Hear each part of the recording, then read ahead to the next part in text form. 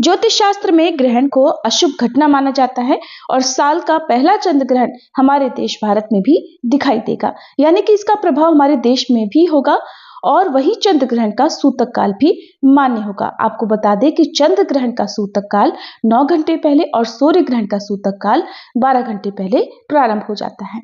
आइए जानते हैं इस चंद्र ग्रहण से जुड़ी अन्य महत्वपूर्ण बातों के बारे में। हिंदू पंचांग के अनुसार 3 मार्च मंगलवार के दिन फाल्गुन पूर्णिमा पर यह चंद्र ग्रहण लग रहा है। भारतीय समय अनुसार दोपहर में 3:20 से चंद्र ग्रहण प्रारंभ हो जाएगा और शाम 6:47 पर चंद्र ग्रहण की समाप्ति होगी। कुल मिलाकर चंद्र ग्रहण की जो अवधि है वो लगभग 3 घंटे 27 मिनट की रहने वाली है और इस चंद्र ग्रहण का खग्रास प्रारंभ होगा शाम 4:34 पर। ग्रहण का मध्यकाल रहेगा शाम 5:33 पर और इस तरह से चंद्र ग्रहण शाम 6:47 पर समाप्त होगा। तो चंद्र ग्रहण का जो खग्रास है वो कुल 59 मिनट का रहने वाला है। हमारे देश भारत में ये चंद्र ग्रहण ग्रस्तोदय रूप में दिखाई देगा, यानी कि उस समय ग्रहण समाप्त होने वाला होगा जिस समय चंद्रमा उदय हो रहे होंगे, यानी कि जब हमारे देश में चंद्रमा उदय होंगे तब तक चंद्रमा को ग्रहण लग चुका होगा और लगभग समाप्त होने वाला होगा, इसलिए यह ग्रस्तोदय रूप में दिखाई देने वाला है। आपको बता दें कि हमारे देश भारत में इस चंद्र ग्रहण का प्रारंभ और मध्य यानी खग्रास नहीं देखा जा सकेगा, यानी कि जिस समय ये ग्रहण प्रारंभ होगा उस समय हमारे देश में दिन का समय होगा, चंद्रोदय नहीं हुआ होगा, लेकिन दुनिया के अन्य हिस्सों में इस समय चंद्रोदय हो चुका होगा, इसलिए वहां पर इसी समय से ग्रहण दिखना प्रारंभ भी हो जाएगा।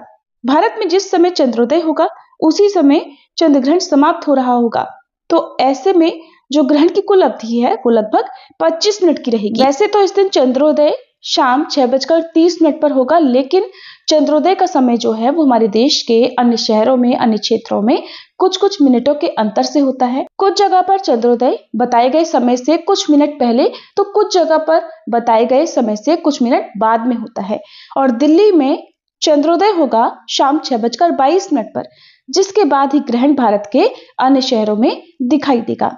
इसीलिए इस ग्रहण की कुल अवधि लगभग 25 मिनट की रहेगी। और आपको बता दें कि जो ग्रहण दिखने की अवधि है वो भी हमारे देश में अलग अलग क्षेत्रों में अलग अलग हो सकती है। ऐसे में चंद्रोदय के आधार पर ही इस ग्रहण की कुल अवधि को आप जांच सकते हैं। तो कुछ जगह पर 25 मिनट तो कुछ जगह पर 15 या 17 मिनट भी इस ग्रहण की कुल अवधि रहने वाली है। आप अपने क्षेत्र के अनुसार चंद्रोदय का समय अवश्य पता कर लें। चंद्र ग्रहण का सूतक जो 9 घंटे पहले लग जाता है वो ऐसे में भारतीय समय अनुसार 3 मार्च मंगलवार को सुबह 6:20 से शुरू हो जाएगा, जो कि शाम 6:47 पर चंद्र ग्रहण की समाप्ति के साथ ही समाप्त भी होगा। और सूतक काल के दौरान कोई भी पूजा पाठ या शुभ कार्य नहीं किए जाते हैं, यहाँ तक कि भगवान की प्रतिमाओं को स्पर्श भी नहीं किया जाता है। और सूतक काल या ग्रहण की कुल अवधि में आप केवल मानसिक तौर पर पूजा पाठ कर सकते हैं। इस समय पर दान आप दे सकते हैं और गर्भवती महिलाओं को या जो बीमार लोग हैं उन्हें इस ग्रहण में खास सावधानी बरतने की भी सलाह दी जाती है। ग्रहण के नकारात्मक असर से बचने के लिए सामान्य व्यक्ति या गर्भवती महिलाएं क्या क्या कर सकते हैं ये भी आपको बताएंगे। उससे पहले जानिए कि हमारे देश के किन किन हिस्सों में ये ग्रहण दिखाई देने वाला है। तो भारत के केवल पूर्वी राज्यों जैसे बंगाल के उत्तर पूर्वी क्षेत्रों, नागालैंड, मिजोरम, असम, मणिपुर और अरुणाचल प्रदेश आदि क्षेत्रों में इस ग्रहण को देखा जा सकता है। इस ग्रहण की खग्रास समाप्ति और ग्रहण समाप्ति इन हिस्सों में देखी जा सकती है और जबकि बाकी शेष भारत में जब चंद्रोदय होगा तब तक खग्रास समाप्त हो चुका होगा और केवल ग्रहण समाप्ति ही दिखाई देगी। अब जिन जिन क्षेत्रों में हमारे देश में ये ग्रहण नहीं दिखाई देने वाला है, क्या वहां पर भी सूतक संबंधी नियमों का पालन या ग्रहण संबंधी नियमों का पालन करना चाहिए? तो देखिए, अगर देश के किसी भी हिस्से में ग्रहण दिखाई देता है तो उसका सूतक काल पूरे देश में मानना चाहिए। बाकी आपके ऊपर निर्भर करता है कि आप ग्रहण या सूतक संबंधी नियमों का पालन करना चाहते हैं या नहीं करना चाहते हैं।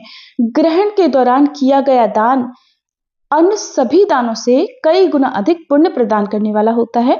तो इस समय में यानी कि सूतक काल से लेकर ग्रहण की समाप्ति तक आप सफेद चीजों का, वस्त्र का, अन्न या फिर कुछ ऐसी वस्तुएं जो पूजा पाठ के काम में आने वाली हैं, किसी योग्य निर्धन व्यक्ति को आप दान में दे सकते हैं। या कच्चा अनाज जिसे हम सीधा भी कहते हैं, यानी कि भोजन बनाने की सामग्री, केवल सात्विक चीजों का दान आप ग्रहण के दौरान या फिर ग्रहण की समाप्ति के बाद कर सकते हैं। ऐसा करने से ग्रहण के दुष्प्रभावों से काफी हद तक बचा जा सकता है। सूतक काल से लेकर ग्रहण की समाप्ति तक काफी लंबा समय हो जाता है, तो इतने लंबे समय तक किसी भी गर्भवती महिला को भूखा प्यासा नहीं रहना चाहिए। केवल जिस समय ग्रहण प्रारंभ होने वाला हो उससे 1-2 घंटे पहले से लेकर ग्रहण की समाप्ति तक चाहे तो आप कुछ कठिन नियमों का पालन कर सकती हैं, लेकिन पहले आप अपनी डॉक्टर की सलाह अवश्य ले लें। ऐसे में आप इस ग्रहण से बिल्कुल भी परेशान ना होएं, कोई भी तनाव ना लें, अपने आप को शांत रखते हुए किसी भी पवित्र पुस्तक का पाठ कर सकते हैं या कोई भी धार्मिक कथा सुन सकते हैं, किसी मंत्र का जाप कर सकते हैं। सामान्य व्यक्ति इस दौरान चंद्र देवता के मंत्र का जाप या भगवत गीता का पाठ या श्रवण कर सकते हैं। गर्भवती महिलाएं भी गर्भ चालीसा का पाठ कर सकती हैं या ओम श्री कृष्णाय नमः मंत्र का जाप कर सकती हैं। ग्रहण समाप्ति के बाद सभी को गंगाजल मिले पानी से स्नान करके घर और मंदिर में गंगाजल छिड़ककर शुद्धि करनी चाहिए। मंदिर की प्रतिमाओं को स्नान कराकर उनके वस्त्र बदलकर साफ सुथरे वस्त्र धारण करवाकर फिर पूजा करके और चंद्र देवता को अर्घ देकर, जिसमें कच्चा दूध और जल मिला हुआ हो, ओम सह चंद्रमसे नमः इस मंत्र का उच्चारण करते हुए अर्घ देकर फिर आपको सात्विक चीजों का ही सेवन करना चाहिए। सूतक काल लगने से पहले या ग्रहण की समाप्ति के बाद तामसिक चीजों का सेवन नहीं करना चाहिए। ये थी आज की वीडियो, उम्मीद है आपको पसंद आई होगी।